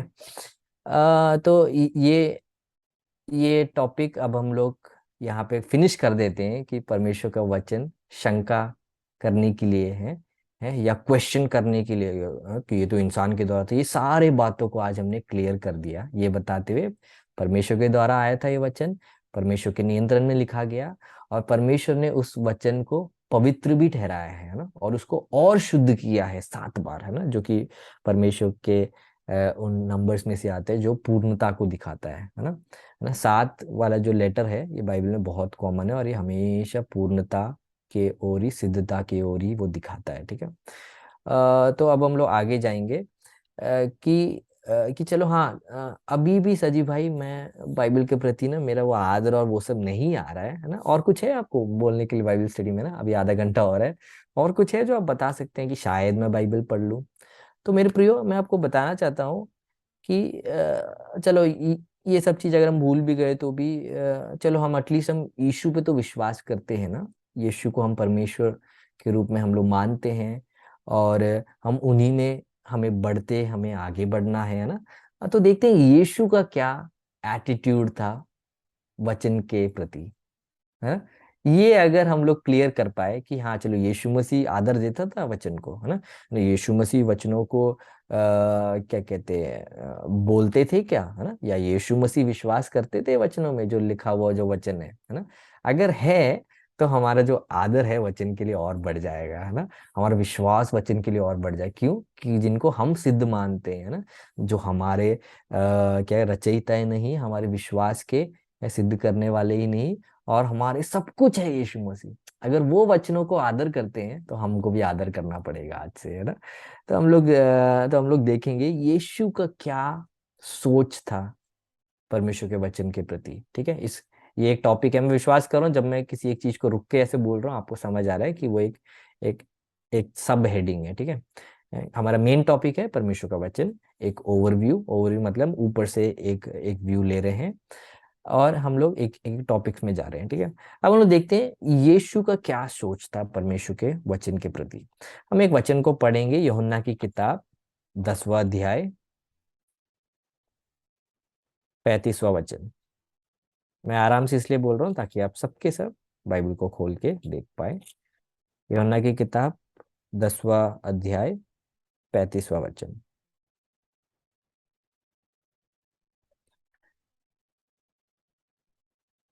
यदि उसने उन्हें ईश्वर कहा जिनके पास परमेश्वर का वचन पहुंचा, और पवित्र शास्त्र की बात लोप नहीं हो सकती। इसका दूसरा भाग है जो मैं फोकस करना चाहता हूँ कि परमेश्वर का वचन लोप नहीं हो सकता। इंग्लिश में लिखा हुआ है the word of God can not be broken, है ना। परमेश्वर का वचन टूट नहीं सकता। परमेश्वर का वचन टूट नहीं सकता। परमेश्वर वचन क्यों नहीं टूट सकता? क्योंकि परमेश्वर का वचन एक साथ जुड़ा हुआ है। इसलिए 10 आज्ञाओं में भी अगर आप एक को तोड़ देते हो, यीशु क्या बोलते हैं, अगर आपने एक आज्ञा नहीं रखी, आप बाकी सारे आज्ञा को आप तोड़ने के दोषी ठहराए जाओगे ना। क्योंकि परमेश्वर का वचन एक साथ है ना, जुड़ा हुआ है। तो यीशु मसीह क्या कहते हैं, यहूदी लोगों के साथ बात करते हुए यीशु मसीह कुछ कुछ बातें बोलते हुए यीशु मसीह ने ये वाला बात बोला कि परमेश्वर का वचन लोप नहीं हो सकता है। ठीक है। परमेश्वर का वचन टूट नहीं सकता है। The word of God can not be broken. ठीक है। सो तो हम लोग देखते हैं कि यीशु मसीह का सोच परमेश्वर के वचन के प्रति, है ना, वो बहुत सॉलिड था, बिल्कुल क्लियर था। एक और हम लोग वचन देखेंगे, मत्ती 24 का 35। मत्ती 24 का 35 हम लोग देखेंगे। Matthew chapter 24 verse 35। इसमें ऐसे लिखा है, आकाश और पृथ्वी टल जाएगा परंतु मेरी बातें कभी ना टलेगी। मैं आपको बताना चाहता हूँ, हम इंसान वैसे लोग हैं, अगर अर्थक्वेक आ जाए 5 पॉइंट से ऊपर, हमारी हालत खराब हो जाती है ना। हम सोच भी नहीं सकते हैं आकाश टल जाए, है ना। जो आकाश हमें दिख रहा है ऊपर, वो टल भी सकता है। हम में से काफी लोग ये सोचते भी होंगे, है ना। भाई पृथ्वी कैसे टल सकता है। हम तो एक हल्का सा एक एक अर्थक्वेक हो जाता है, हम लोग डर जाते हैं, हमको लग जाता है भाई हर चीज खत्म हो गया, है ना। बट हाँ चलो, बिल्डिंग टूट के गिर सकती है, हम सोच सकते हैं, है ना। क्या पुल टूट के गिर सकते हैं, सोच सकते हैं, बट पूरा पृथ्वी हट सकता है। और बाइबल बताता है, यस, अंत के दिन में ऐसा होने वाला है ना। आखिरी न्याय से पहले क्या होता है, आकाश और पृथ्वी दूर हो जाती है हमेशा के लिए उस सिंहासन के सामने, है ना। आपको मौका मिले, आप प्रकाशित वाक्य भी पढ़िएगा, 666 के खोज में नहीं, बट बाइबल जो बताती है उसके उसके उसमें पढ़े। जस्ट मैं इसमें एक क्षण में आपको बताना चाहता हूँ, प्रकाशित वाक्य में लोग इतना भटक गए हैं जो परमेश्वर नहीं चाहता था। परमेश्वर बहुत क्लियर है ना। अगर आप मुझसे पूछोगे प्रकाशित वाक्य के, भैया आप बाइबल स्टडी लोगे, हाँ मैं लूंगा। बट मेरे बाइबल स्टडी में हम लोग बाइबल जो चाहता था वही हम सुनेंगे, ठीक है 666 कौन हो सकता है, एंटी क्राइस्ट कौन हो सकता है, भाई साहब इतने सारे वीडियोस हमें दिखते हैं, है ना, ऑनलाइन, है ना। बट इनमें से किसी को भी नहीं पता क्या है। बाइबल हमको गैस करने के लिए नहीं बता रहा है। बाइबल प्रकाशित वाक्य के द्वारा क्या बताना चाहता है कि जो हो रहा है, जो होने वाला है, उसके विषय में, है ना, परमेश्वर अपने दूत के द्वारा प्रेरित यूहन्ना को बताता है। तो प्रकाशित वाक्य का संक्षिप्त में क्या है, यीशु मसीह जीतने वाले हैं, है ना। यीशु मसीह ने 2000 साल पहले यूहन्ना को जब प्रकाशित वाक्य दिया, तो ऑलरेडी उनके मन में वो जीत चुके हैं, है ना, क्योंकि वो तो अनादि काल से अनादि काल तक जानते हैं वो, और वो तो स्थिर खुदा है। तो उनके मन में ऑलरेडी ये सब हो चुका है ना। तो हम लोग जब 666 हमें यहाँ दिख गया वहां दिख गया बोल के, तो ये होगा शायद, नहीं तो वो होगा, है ना, देखो अब तो आने वाला है ना। हाँ मेरे प्रियो, बट परमेश्वर परेशान नहीं होता है हमारी तरह, क्योंकि उनके सोच में वो ऑलरेडी जीत चुके हैं। उनके सोच के अनुसार क्या क्या है, आकाश और पृथ्वी एक नया बनने वाला है। उनके सोच के अनुसार एक नया यरूशलेम है, जो वो शहर है ना, वो एक दुल्हन के समान स्वर्ग से उतर चुका है ना। उतर चुका है मतलब अभी का नहीं, मतलब उनके सोच में ये सब तो हो चुका है ना ऑलरेडी, इसलिए वो हमें बता रहे हैं ना। तो प्रकाशित वाक्य जब हम पढ़ते हैं, परमेश्वर की इच्छा क्या है कि परमेश्वर के लोग जब अधर्म के बढ़ने की वजह से उनका विश्वास ठंडा नहीं हो जाना है ना, उनका विश्वास और तीव्र हो जाना, ये जानते हुए कि यीशु ने बोला था और देखो वैसे ही हो रहा है ना, यीशु ने बोला था ऐसे ही हो रहा है। तो हमारा विश्वास ऐसी बातों को देख के बढ़ना है। तो प्रकाशित वाक्य हमें किसकी ओर हमें फोकस करवाता है कि अंत में यीशु मसीह राजा के रूप में आने वाले हैं, है ना, और वो जीतने वाले हैं। तो शैतान यहाँ के छोटे मोटे युद्ध में अगर जीत जाए, अगर आपको गुलाम बना ले फिर से पाप में, है ना, उस सबसे परमेश्वर नहीं हार जाता है, बट परमेश्वर अंत में जीत जाएगा। उसके विषय में प्रकाशित वाक्य, इसलिए आपको पता है, अगर आप प्रकाशित वाक्य अगर आप पढ़ना शुरू करोगे, आप कभी खत्म नहीं कर पाओगे, क्योंकि शैतान करने ही नहीं देगा आपको।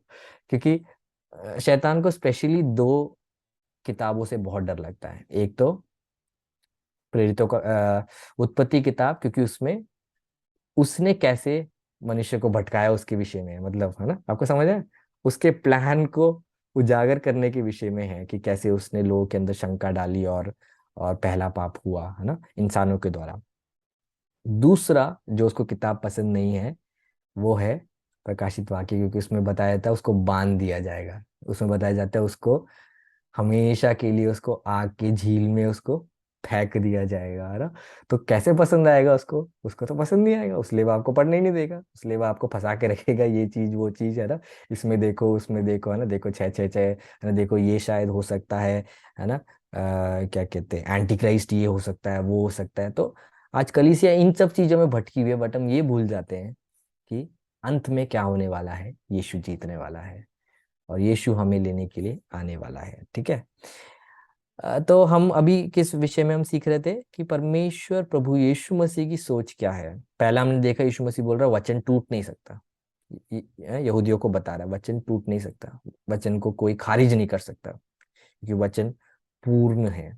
दूसरा, यीशु मसीह बता रहा है कि आकाश और पृथ्वी भी टल जाएगी बट परमेश्वर का वचन कभी भी नहीं टलेगा, है ना।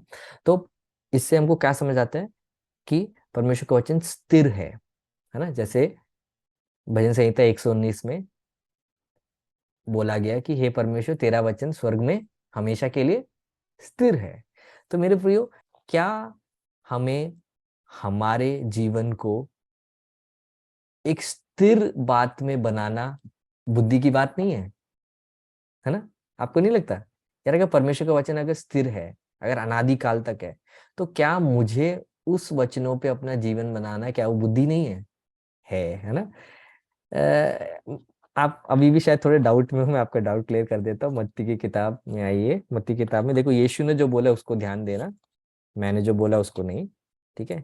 यीशु मसीह देखो क्या बोलते हैं। मत्ती की किताब 7वां अध्याय, ठीक है, उसमें ऐसे लिखा हुआ है 24वां वचन, मत्ती 7 का 24। इसलिए जो कोई मेरी ये बातें सुनकर उन्हें मानता है, वो उस बुद्धिमान मनुष्य की नाई ठहरेगा जिसने अपना घर चट्टान पर बनाया, ठीक है। तो यीशु मसीह क्या बता रहे हैं, जो परमेश्वर के वचन को मानेगा वो बुद्धिमान है। आप सेकंड क्लास तक पढ़े हो या आपने पीएचडी करा है, बाइबल की नजरों में अगर आप परमेश्वर के वचन को मानते हो, आप बुद्धिमान हो, है ना। बट इसी का ही उल्टा, अगर आपने, है ना, पीएचडी भी कर लिया है, आप अगर आप डबल पीएचडी करने की भी सोच रहे हैं, तब भी अगर आप वचन को नहीं मानते हो, देखो यीशु मसीह क्या बोलता है 26वें अध्याय में, 26वें आयत में, परंतु जो मेरी ये बातें सुनता है और उन पर नहीं चलता, वो उस निर्बुद्धि मनुष्य की नाई ठहरेगा जिसने अपना घर बालू पर बनाया है ना। तो आज जब हम बाइबल से सीख रहे हैं, सुन रहे हैं, हमें आज हम अगर वचनों को मानते हैं तो हम बुद्धिमान ठहरा जाएंगे, है ना। अगर हम वचनों को नहीं मानते, बाइबल बता रहा है, मैं नहीं बोल रहा, बुरा मत मानना, ठीक है। बाइबल बता रहे हैं कि हम ठहराए जाएंगे। आपने कोई सोचा ऐसे क्यों है ना? यीशु मसीह ऐसे क्यों बोल रहे हैं, जो वचन मानेगा वो बुद्धिमान है, जो नहीं मानेगा वो निर्बुद्धि है? क्योंकि हम इंसान, हम तजुर्बे को हम मानते हैं, है ना। हम तजुर्बे को बहुत मानते हैं, है ना। हम सबके घर पे ऐसे कुछ एज्ड वाले लोग होते हैं, है ना, जो ऐसे कुछ कुछ बातें बताता रहा हूँ, क्या बोलते हैं, हाँ यार, है ना, उनका तो बहुत एक्सपीरियंस है ना, 25 साल का एक्सपीरियंस है ना, 30 साल का एक्सपीरियंस है ना। इवन सेवकाई में भी हम लोग ऐसे देखते हैं, है ना इवन, हाँ वो इतने साल से सेवकाई कर रहे हैं, हाँ यार फिर तो सही होगा ना। तो आप सोच के देखो, हम तजुर्बे को हम मानते हैं, देखो, है ना। संसार भी तजुर्बे को मानता है ना। आप कहीं पे भी नौकरी के लिए जाते हो, वो क्या पूछते हैं, आपके पास कितना तजुर्बा है, आपके पास कितना एक्सपीरियंस है ना। उसके हिसाब से आपको सैलरी, इसके हिसाब से आपको जॉब प्रोफाइल सब मिलता है। तो मेरे पे सोचो, हम इंसान अगर तजुर्बे को और अगर ज्ञान को अगर हम इतना आदर करते हैं, तो सोचो इंसान का ज्ञान कितने साल का होगा, है ना। शायद 100 साल का व्यक्ति 70 साल के तजुर्बे से बात कर रहा होगा, है ना। उसके बाद वो भी मिट्टी में मिल जाएगा। बट सोचो, परमेश्वर का वचन तो परमेश्वर का है, जो अनादि काल से, उनका क्या एक्सपीरियंस है, आप सोच के देखो, है ना, क्या तजुर्बा है परमेश्वर का। तो जब परमेश्वर का तजुर्बा इतना इतना ज्यादा है, परमेश्वर खुद, ठीक है ना, सर्व बुद्धि सर्व ज्ञान से भरे हुए हैं, और उनकी बात जब कोई नहीं मानता है, तो परमेश्वर क्या बोलेगा, यार ये तो बुद्धिमान नहीं है ये। आपको समझ आ रहा है? मैं विश्वास करता हूँ आज मेरे बाइबल स्टडी किया था, आप अगर बाइबल पढ़ लिया, आपने शुरुआत कर दिया, भाई परमेश्वर आपको क्या बोलेगा, ये व्यक्ति बुद्धिमान है ना। ये मेरे वचनों को, काफी लोग बोलते हैं भैया, मैं वचनों को मानना तो चाहता हूँ, बट मैं क्या करूं? हाँ, मैं उनको हमेशा बताता हूँ, वचनों को मानने के लिए पहले पढ़ना जरूरी है ना। जब तक पढ़ोगे नहीं कैसे समझोगे, जब तक समझोगे नहीं तब तो कैसे मानोगे, है ना। तो वचन पढ़ना जरूरी है, वचन पढ़ के समझना जरूरी है। जब तक नहीं समझोगे आप उसमें चलोगे कैसे? तो काफी बार हम क्यों नहीं चल रहे हैं, क्योंकि हमने पढ़ा भी नहीं है, समझा भी नहीं है, फिर हम लोग बोल रहे हैं, "ओ यार अब हम क्या करेंगे ना।" बट आज मैं आपको एंकरेज करना चाहता हूँ कि यीशु मसीह ने बोला, वो 3 बातों को मैंने आपको बताया। पहला, यीशु मसीह ने बोला वचन टूटेगा नहीं। उसके बाद यीशु मसीह ने बोला कि आकाश और पृथ्वी टल जाएगी, बट परमेश्वर का वचन नहीं टलेगा, जो कि शो करता है कि परमेश्वर का वचन अनादिकाल तक स्थिर रहेगा, है ना। तीसरा हमने अभी जो रीड किया, यीशु मसीह बोलता है कि जो यीशु मसीह की बातों को मानते हैं, है ना, वो बुद्धिमान ठहराए जाएंगे, जो नहीं मानते हैं वो निर्बुद्धि ठहराए जाएंगे। और यीशु मसीह उदाहरण भी देते हैं कि आंधी तूफान है और बाढ़ आए, है ना, दोनों के खिलाफ आए, है ना, जिसने माना उसके खिलाफ भी आए, जिसने नहीं माना उसके खिलाफ भी आए। तो ऐसा नहीं है मसीह जीवन में आपने यीशु को ग्रहण कर लिया, आप परेशानी नहीं है, नहीं। उसमें लिखा है, देखो जिसने माना, है ना, जिसने परमेश्वर के वचन को माना उसके खिलाफ भी क्या क्या आए। और मेह बरसा और बाढ़ें आई, है ना, 25वां वचन। और आंधियां चली और उस घर पर टक्करें लगी, परंतु वो नहीं गिरा, क्योंकि उसकी नींव चट्टान पर डाली गई थी, है ना। और जिसने नहीं माना परमेश्वर के वचन को सुनकर, जो कि हम में से काफी लोग वैसा बन जाते हैं, हर मीटिंग के बाद वचन सुनते थे बट हम मानते नहीं है ना उसमें। तो हमारे लिए भी यीशु मसीह क्या बता रहा है, वर्स नंबर 27, और मेह बरसा और बाढ़ें आई और आंधियां चली और उस घर पर टक्करें लगी और वो गिर के सत्यानाश हो गया। तो यीशु नहीं चाहता हम में से कोई भी सत्यानाश हो या कोई भी अपने दिमाग के अनुसार चले, ठीक है। बट यीशु चाहता है कि क्योंकि परमेश्वर स्थिर है, उनका वचन भी स्थिर है। और अ, आपने नोटिस करा, मैं आपको एक और उदाहरण देना चाहता हूँ क्यों हमें परमेश्वर का वचन मानना चाहिए। क्योंकि जिसने कहा है वो विश्वास योग्य है ना। काफी लोग काफी बातें जब बोलते हैं हमको डाउट हो जाता है, क्योंकि उनका कैरेक्टर क्वेश्चन में है ना। तो इसलिए बोलते हैं, यार उसने बोला है, नहीं नहीं नहीं यार, वो तो खुद ही ठीक नहीं है ना। बट अगर कोई ऐसा व्यक्ति बोल रहा है जिसका कैरेक्टर बहुत स्ट्रांग है, जो झूठ नहीं बोलता है, जो गलत बात के लिए अपने समय को नहीं लगाता, अगर वो कुछ छोटी बात भी बोलते हैं हम लोग ध्यान देते हैं, मेरे प्रियो, तो क्या यीशु मसीह का वचन और आदर के योग्य नहीं है? क्योंकि किसने बोला है? वो साक्षात परमेश्वर ने बोला है। इसलिए कभी भी परमेश्वर के वचन को हम संकोच नहीं कर सकते, है ना। मैं डाउट वाला शब्द इसलिए नहीं यूज कर रहा, क्योंकि डाउट्स हमें परमेश्वर के वचन से अगर हो रहे हैं तो अच्छी बात है, हम लोग उसको डील करेंगे, हम उसको उत्तर देंगे, है ना। बट हम लोग जब क्वेश्चन करते हैं, ओ ऐसे कैसे हो सकता है, हाँ, मैं नहीं मानता ये, है ना। तो हम उस खुदा को अ, हम कटघरे में खड़ा कर रहे हैं, ठीक है, जो अनादिकाल से है ना। और हम अपनी बुद्धि, है ना, आपको पता है हमारा ब्रेन कितना बड़ा है? बहुत छोटा ब्रेन है। ये पूरा जो शरीर है, इत, इतना छोटा सा है हमारा ब्रेन, है ना। तो उसमें हम कितना खुदा को समझ पाएंगे? हम तो संसार के बारे में भी हम अभी तक समझ नहीं पाए अच्छे से, है ना। बट बाइबल के द्वारा हम खुदा को समझते हैं, क्योंकि खुदा ने अपने आप को व्यक्त करा है।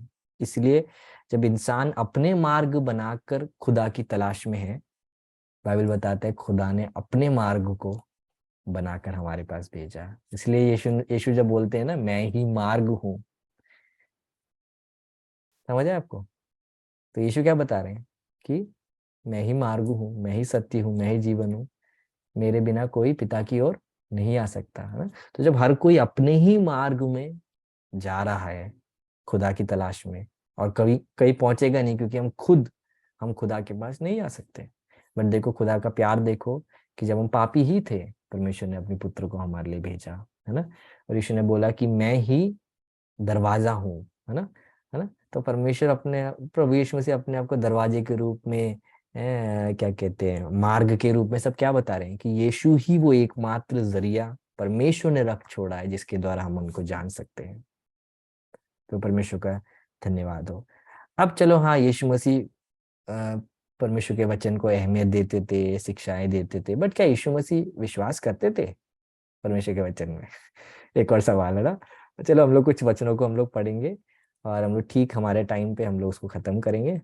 और थोड़ा सा और चीज है, अगर उस टाइम पे नहीं हुआ है, हम लोग इसको नेक्स्ट क्लास में लेंगे, ठीक है। तो अगर आपको कुछ चीज इस्तेमाल करना है, आपको उसमें भरोसा होना चाहिए। आपको समझ आ रहा है? अगर आप कुछ चीज मानते नहीं हो, आप उसको उपयोग नहीं कर सकते हो अपने जीवन में, है ना। तो यीशु मसीह, जैसे काफी लोग बोलते हैं ना, अब भाई हम तो मानते हैं बाइबल, है ना, बट क्या क्या वो उसमें चलते हैं?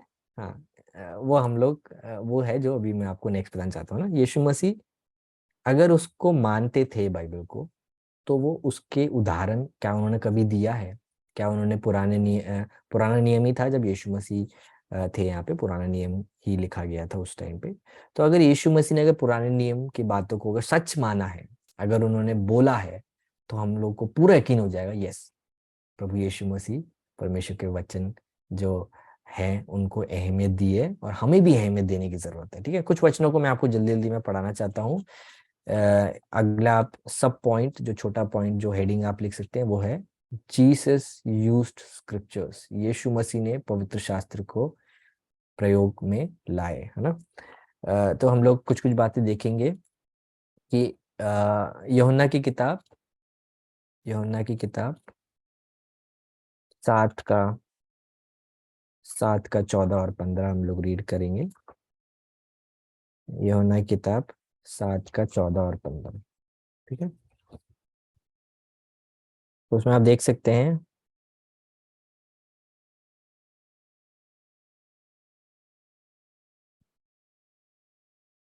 और जब पर्व के आधे दिन बीत गए तो यीशु मंदिर में जाकर उपदेश करने लगा। तब यहूदियों ने अचंभा करके कहा कि इसे बिन पढ़े विद्या कैसे आ गई। यीशु मसीह इतना पुराने नियम से बोल रहा था कि उन लोगों को डाउट हो गया, यार यीशु ने कब कब पढ़ लिया, है ना।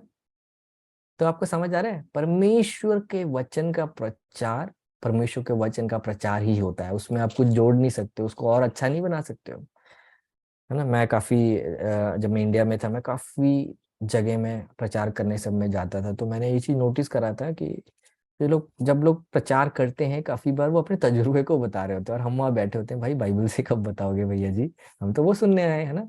यीशु मसीह की शिक्षा इस कदर है, इस कदर एक्यूरेट थी, अ, इतना टू द पॉइंट था कि फरीसी लोग, है ना, जो कि वचन को इतना मानते हैं, वचन को लोगों को सिखाते हैं, है ना, वचन में जो नहीं चलता है उनको, है ना, पापी ठहराते हैं, और है ना, हम लोग फरीसी लोगों के बारे में भी एक बार सीखेंगे, ठीक है, कि एक्चुअल में फरीसी कौन थे और आज फरीसी लोगों को क्या बोला जाता है ना। हाँ, तो परमेश्वर, प्रभु यीशु मसीह के मुंह से निकली हुई वचन, जो कि पुराने नियम के वचन थे, उसको सुन के इन्होंने बोला कि आ, कि इनको कैसे पता ये सब कुछ, है ना, बिन पढ़े विद्या कैसे आ गई, उनको कैसे पता चला ये सब कुछ। क्योंकि यीशु हमेशा वचन कोट करके यीशु मसीह बोला करते थे। ठीक है, अब हम लोग अगला वचन में आएंगे, लूका रचित सुसमाचार, लूका 11 का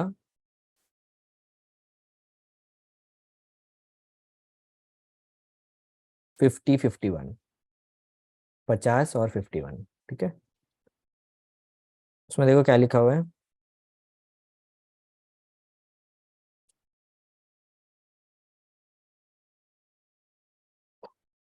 ताकि जितने भविष्यवक्ताओं का लहू जगत की उत्पत्ति से बहाया गया है, सबका लेखा इस युग के लोगों से लिया जाएगा।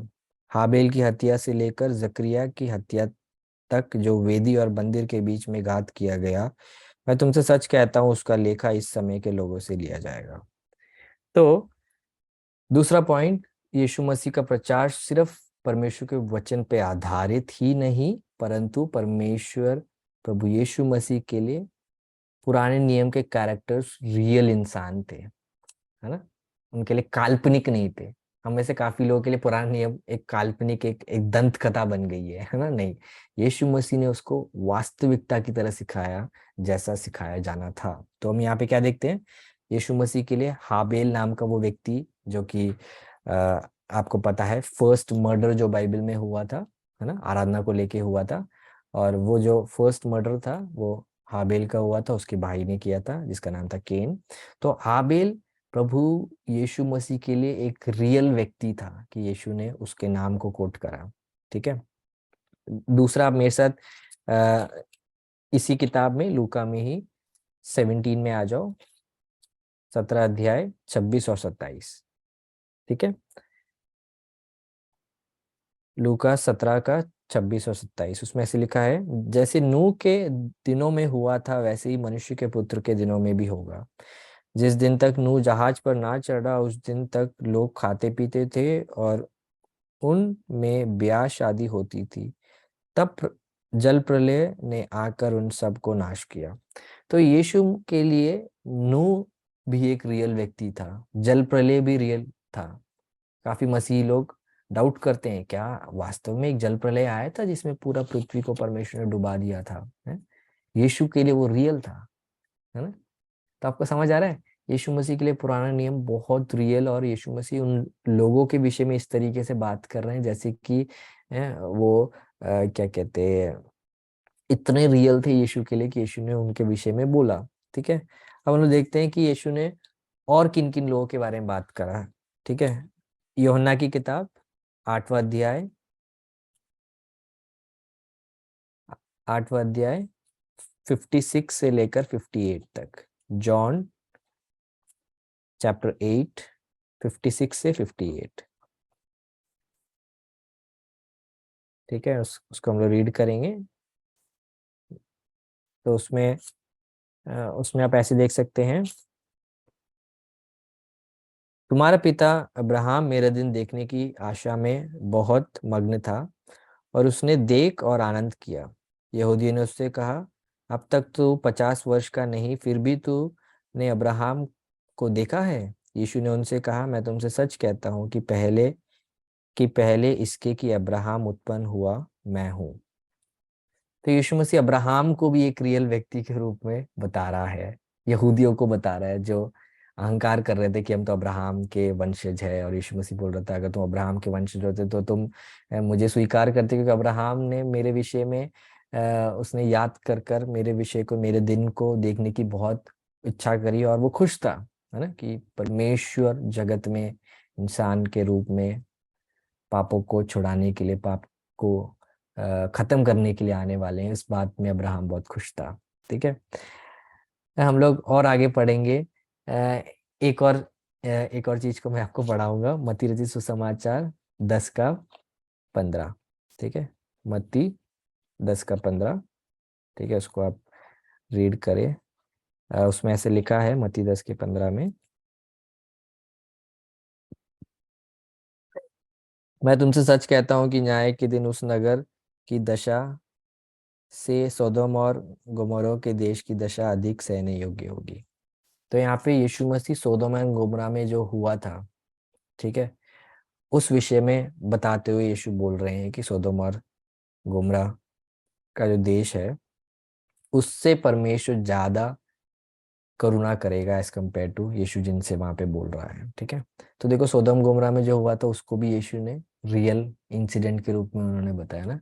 काफी लोगों को ये सब चीजें डाउट्स रहते हैं, असली में हुआ था क्या। देखो यीशु तो बोल रहा है असली में हुआ था, हमारे लिए वो बहुत है। ठीक है, अब मैं आपको एक और वचन में आपको पढ़ाऊंगा, मत्ती 8 का 12, सॉरी 8 का 11, मत्ती 8 का 11। एक और ओल्ड टेस्टमेंट के कैरेक्टर को हम लोग देखेंगे जिसके विषय में यीशु मसीह बता रहे हैं, मत्ती 8 का 11। और मैं तुमसे कहता हूँ कि बहुतेरे पूर्व और पश्चिम से आकर अब्राहम और इसहाक और याकूब के साथ स्वर्ग के राज्य में बैठेंगे। तो यहाँ पे हम अगेन क्या देखते हैं, यीशु मसीह एक साथ इतने सारे बाइबल के कैरेक्टर्स को अक्नॉलेज कर रहा है, उनके अस्तित्व को अक्नॉलेज करते हुए बोल रहा है कि इन सब के साथ हम लोग सब स्वर्ग में हम लोग बैठेंगे, है ना। तो यीशु मसीह के लिए पुराना नियम दंत कथा या काल्पनिक या लोगों को हियाव देने के लिए है लिखा हुआ, है ना, अच्छी अच्छी बातें, है ना। काफी आजकल हमें ऐसे सुनने को मिल रहा है ना कि पुराना नियम तो जस्ट समझाने के लिए था, असली नहीं था, आप उसको वैसे मत लीजिए, बट यीशु के लिए असली था, मतलब हमारे लिए भी असली है, वो हुआ है मेरे प्रियो, और इसीलिए हमारे लिए बहुत जरूरी है।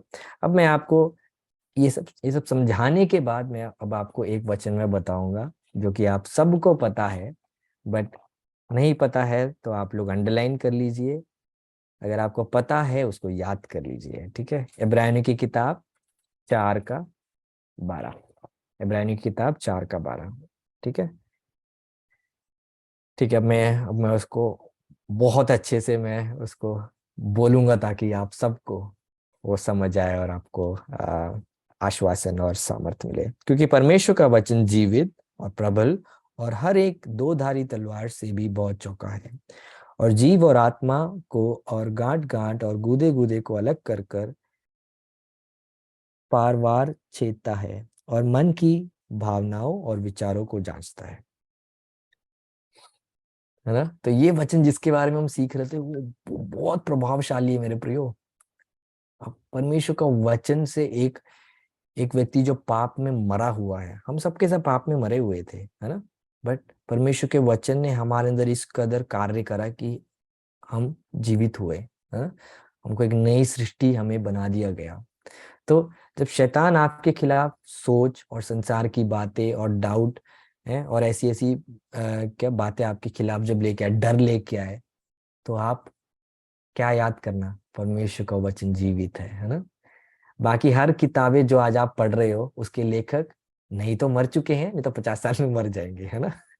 और बाइबल एक मात्र किताब है जिसको जिसने प्रेरणा किया है, वो हमेशा के लिए जीवित है और वो रहेगा। यीशु ने यूहन्ना से बोला कि प्रकाशित वाक्य में कि मैं मर चुका था बट अब मैं अनादिकाल के लिए जीवित हूँ।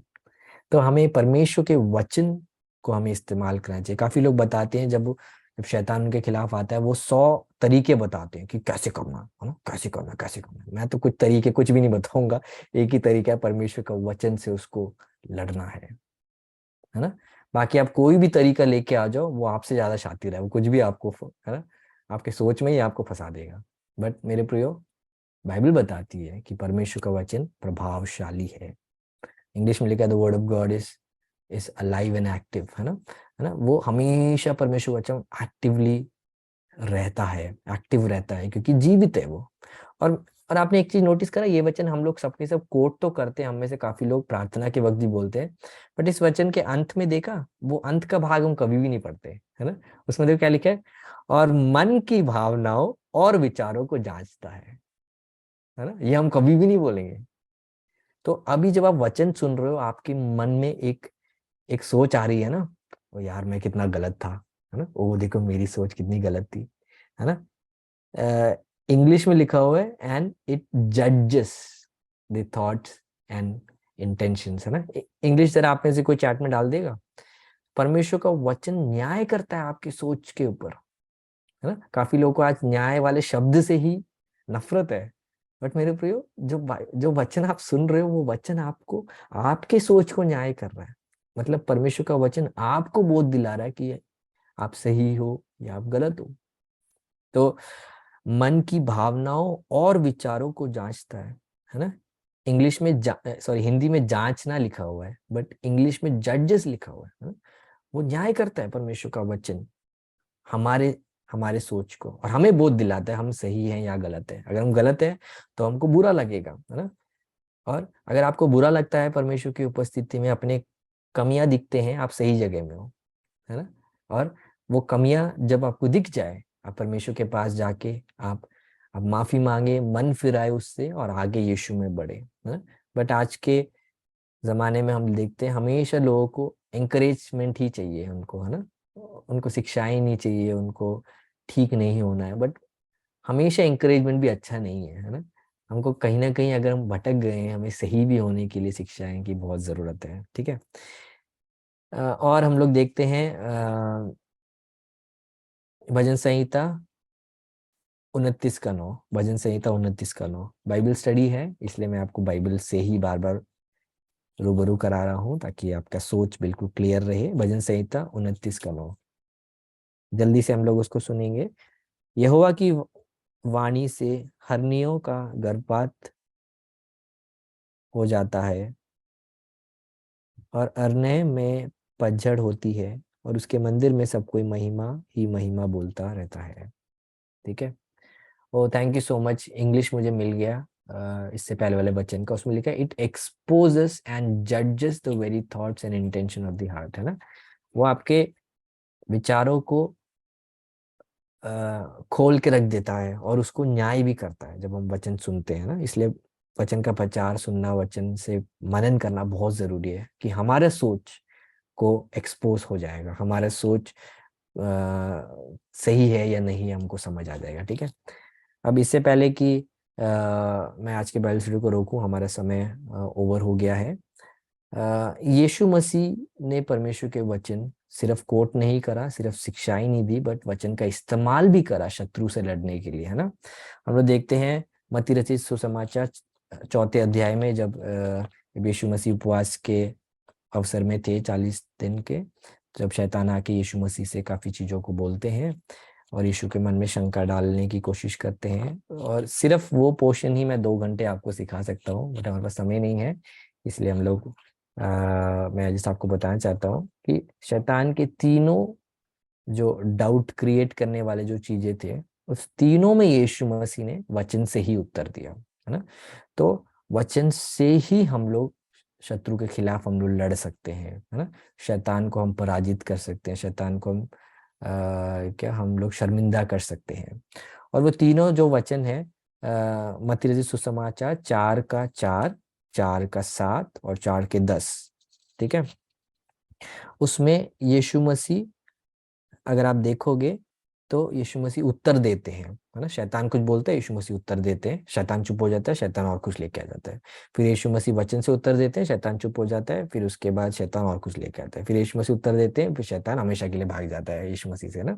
तो परमेश्वर के वचन से अगर आप शैतान को अगर आप उत्तर देते हैं, है ना, शैतान के कार्य को आप काट सकते हैं, है ना। इफिसियों की पत्रिका 6 अध्याय में परमेश्वर के वचन को उस तलवार के समान दिखाया गया है ना। तो तलवार एकमात्र वो औजार जो हमारे पूरे आत्मिक मल्लयुद्ध के लिए दिया गया, सब हमारे प्रोटेक्शन के लिए एक ही है जिससे हम लोग शत्रु को मारते हैं, वो है परमेश्वर का वचन, है ना। परमेश्वर के वचन का आप इस्तेमाल करें। तो ये 3 आयतें जस्ट मैं आपको पढ़ाना चाहता हूँ, प्लीज 2 मिनट और आप मेरे साथ रहिए, उसके बाद फिर बाकी का जो है हम लोग अगले बाइबल स्टडी में हम लोग कवर करेंगे। ड्यूटोनॉमी में हम लोग आएंगे। ड्यूटोनॉमी, ड्यूटोनॉमी शायद व्यवस्था विवरण बोलते हैं उसको, ठीक है, व्यवस्था विवरण 8वां अध्याय 3रा वचन, ठीक है। व्यवस्था विवरण 8वां अध्याय 3रा वचन। तो जब भी शैतान यीशु के खिलाफ कुछ बात को लेके आ रहा था, यीशु मसीह वचन से बोलते थे, ठीक है। उसने तुझको नम्र बनाया और भूखा भी होने दिया, ठीक है। व्यवस्था विवरण 8 का 3।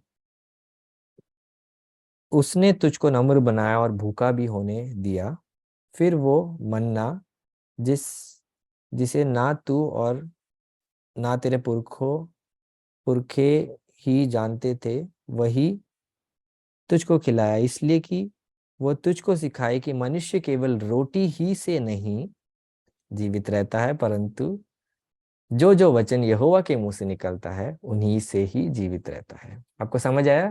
तो यीशु ने पुराने नियम से कोट करके शैतान के मुंह को चुप कराया, जब शैतान ने बोला कि यीशु भूख लग रही है ना, चलो एक काम करो, वो जो पत्थर दिख रहे हैं ना उसको वो कर दो, है ना। हाँ, तो यीशु ने, हाँ यार सही बोल रहा है यार ऐसे नहीं बोला यीशु ने। यीशु ने उसको चुप करा दिया, उसको बताया भाई मनुष्य सिर्फ रोटी ही से नहीं, रोटी किस लिए होता है? हमारे शारीरिक जरूरत के लिए, ऊर्जा देने के लिए होता है ना। बट उन्होंने बोला नहीं, रोटी ही से नहीं परंतु परमेश्वर के वचन से जीवित रहता है। और शैतान के उस प्रलोभन को यीशु ने वचन से काट दिया, ठीक है। अगला बात जब यीशु के पास वो लेके आया तो यीशु ने क्या बोला? सेम किताब 6 अध्याय 16 वचन, व्यवस्था विवरण 6 का 16, उसमें देखो क्या लिखा है। तू अपने परमेश्वर यहोवा की परीक्षा ना करना, जैसे कि तुमने मस्सा में उसकी परीक्षा की, ठीक है। तो यीशु ने तुरंत उत्तर दिया, जैसे उसने दूसरा चीज बोला यीशु को। यीशु ने बोला नहीं नहीं नहीं नहीं नहीं, तो परमेश्वर की परीक्षा मत करना।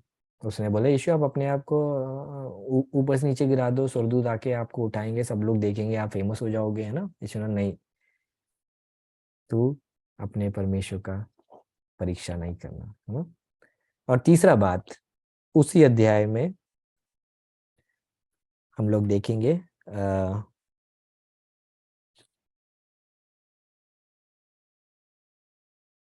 13वां वचन, जरा हम लोग पढ़ना उसी का। अपने परमेश्वर यहोवा का भय मानना, उसी की सेवा करना और उसके नाम की शपथ खाना, ठीक है। तो हम लोग 6 का 16 में हमने देखा, 6 के 13 में देखा, ठीक है। तो वहां पे यीशु मसीह वही सिखा रहे हैं फर्स्ट में कि टेस्ट मत करो, सेकंड वर्शिप किसको करना है ना, आराधना के विषय में वो बोलता है कि झुक जाओ यीशु, मैं तुझे सब कुछ दे दूंगा। उसने बोला नहीं, ठीक है, ये नहीं, ये ऐसे नहीं हो सकता है, बोल के यीशु ने उसके मुंह को चुप करा दिया। तो आज हमने बाइबल से हमने क्या सीखा? यीशु मसीह परमेश्वर के वचन को क्या समझते थे, है ना, कितना मानते थे। हमें भी मानना और समझना और चलने की बहुत ज़रूरत है। ठीक है, हमारा 5 मिनट हमारा ज़्यादा हो गया है, उसके लिए मैं क्षमा मांगता हूँ। हम लोग अभी प्रार्थना करेंगे और उसके बाद हम लोग रिकॉर्डिंग को स्टॉप करेंगे और फिर अनिमेश भाई को मैं हैंड ओवर करूंगा। हम लोग प्रार्थना करते हैं। पिता परमेश्वर, आपके पुत्र यीशु मसीह के नाम पे आपके चरणों में आते हैं प्रभु। किसी भी क्षण आपके पुत्र के नाम पे आपके पास आने का जो आपने हमें मौका और जो परमेश्वर जो हियाव दिया है, उसकी धन्यवाद करते हैं परमेश्वर। आज जब हम आपकी उपस्थिति में हैं, आपके वचन से हमने सीखा है, अपने आपके वचनों को हमने समझा है परमेश्वर। ये वचन हमारे लिए उन्नति का कारण बने, ये वचन हमारे लिए आप में सिद्ध होने का और आप में बढ़ने का। और परमेश्वर, जैसे आपका वचन भी हमें याद दिलाता है कि परमेश्वर का भय मानना बुद्धि का आरंभ है। परमेश्वर, हमारे अंदर ये बुद्धि का आरंभ बनने पाए और उस आरंभ में नहीं हम रहने पाए, बट हम उसमें हम और बढ़ते जाने पाए। परमेश्वर, जितने लोगों ने ज्वाइन किया उन सबके लिए धन्यवाद करते हैं। परमेश्वर, आपने मुझे भी मदद करा सिखाने के लिए लॉर्ड। आगे भी जैसे हम आपके वचनों को सीखते हैं, हमारे जीवनों में एक परिवर्तन लाइए परमेश्वर, कि हम संसार की बातों को छोड़कर परमेश्वर की बातों में मन लगाने का सहायता करें। आदर हम आपको देते हैं, प्रार्थना विनती आपके पुत्र यीशु मसीह के नाम पे मांगते हैं।